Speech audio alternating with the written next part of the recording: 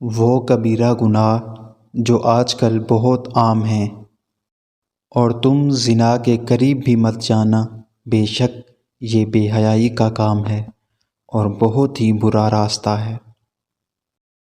اور مسلمان عورتوں کو حکم دو کہ وہ اپنی نگاہیں کچھ نیچی رکھیں اور اپنی پارسائی کی حفاظت کریں اور اپنی زینت نہ دکھائیں مگر جتنا بدن کا حصہ خود ہی ظاہر ہے، اور وہ اپنے دوپٹے اپنے گریبانوں پر ڈالے رکھیں اور اپنی زینت ظاہر نہ کریں۔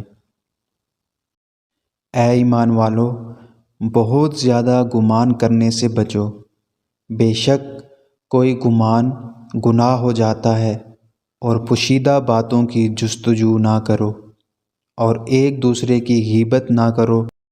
کیا تم میں کوئی پسند کرے گا کہ اپنے مرے ہوئے بھائی کا گوشت کھائے؟ تو یہ تمہیں ناپسند ہوگا، اور اللہ سے ڈرو، بے شک اللہ بہت توبہ قبول کرنے والا ہے، بڑا مہربان ہے۔ اور جو شخص اللہ اور آخرت کے دن پر ایمان رکھتا ہے، اس پر لازم ہے کہ بھلی بات کہے ورنہ چپ رہے۔